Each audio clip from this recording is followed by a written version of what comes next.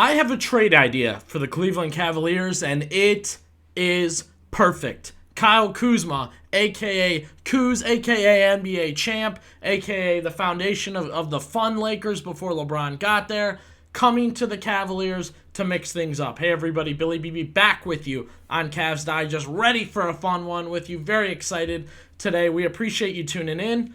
Everything that's happening with the Cleveland Cavaliers is up to date here on Cavs Digest. So you be sure to tune in, be sure to check out what we're doing, and you can stay up to date with what's happening. Isaac Okoro got an extension.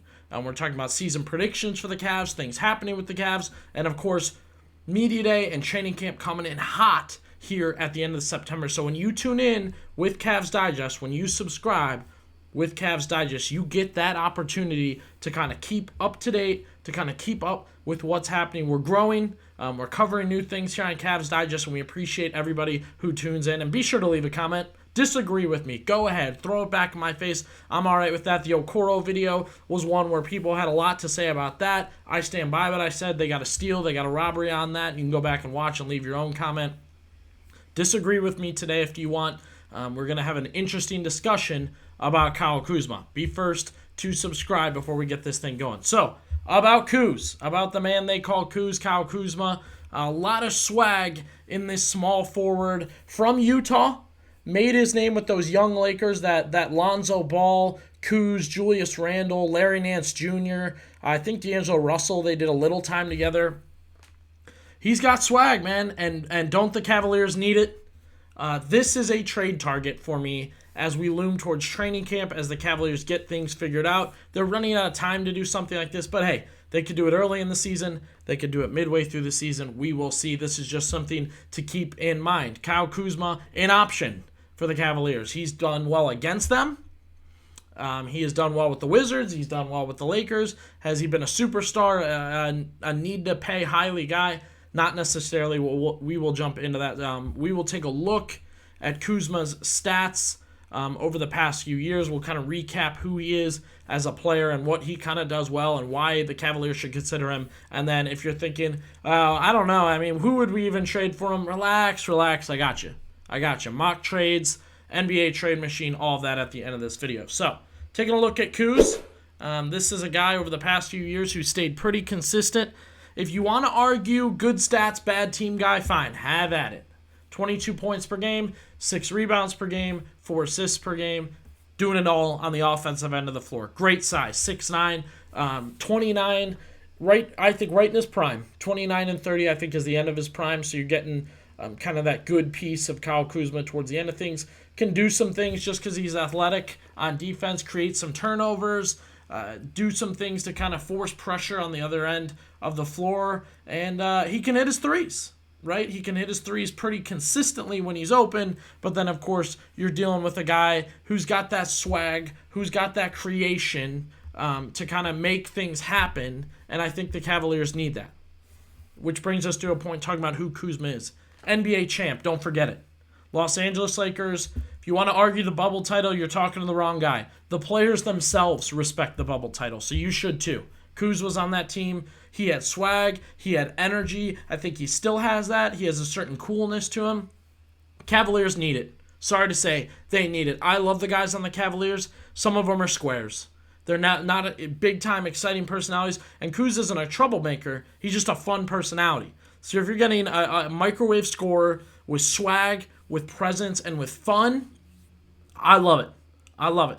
Got to get after it. Jarrett Allen likes Pokemon. Evan Mobley doesn't say more than 5 words of press conference. Donovan Mitchell immediately puts on his Clark Kent glasses after every single practice or press conference or game or whatever it is. And, we'll get to that in a second and preview that a little bit. But they need that swag. They need that interesting type of dude. That guy I showed in the intro to the video that hey, coming up on the second picture here, hey, that guy that's got that little bit of style to him, that little bit of walk to him, that fashion week type of guy, that's who Kyle Kuzma is. Another point I want to make before we get to mock trades, looking back at his stats again, that's on a loser. Okay, not saying his stats are going to bump when he's on a winner, but we're seeing it right now. You look at the Cleveland Guardians, Lane Thomas was having a down year. I know we're talking baseball right now, but hey, he gets traded to the Cleveland Guardians, who are winning their division, on their way to the playoffs. Boom! Stats are back up. I see it for Kuz. I see him shooting 42, 43% from three, 40% from three at least. Grabbing, 7 rebounds and 15, 16 points off the bench. I see it for him. And again, I would like the idea of his swag on the Cavaliers. I think that would be a good fit to have that Kuzma swag on the Cavaliers. Now, names to possibly trade for him right away. Max Strus. Main reason, I want to get off the 4-year deal. I hated that they did a 4-year deal.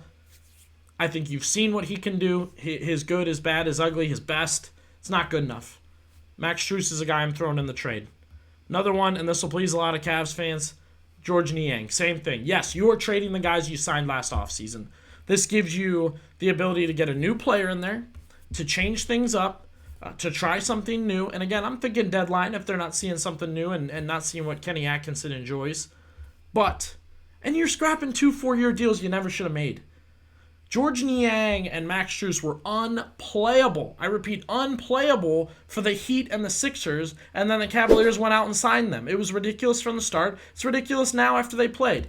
Here we go. Trade machine. Yes, it's green, baby. Trade is successful, and that gets the Cavaliers +3 wins, and the Wizards get to tank more. Win-win. It's a win-win. The Wizards need to tank. They need to start going for that number 1 pick. They want Cooper Flag, and Kyle Kuzma isn't going to get them any closer to him. Green, baby. NBA trade machine. Fine. You want to keep Strus. I like Strus's attitude. He's kind of a jerk on the floor sometimes. So if you like his attitude, fine. I drew up one more for you folks. Karis LeVert, microwave scorer. We've been down the LeVert road a million times. We've done it.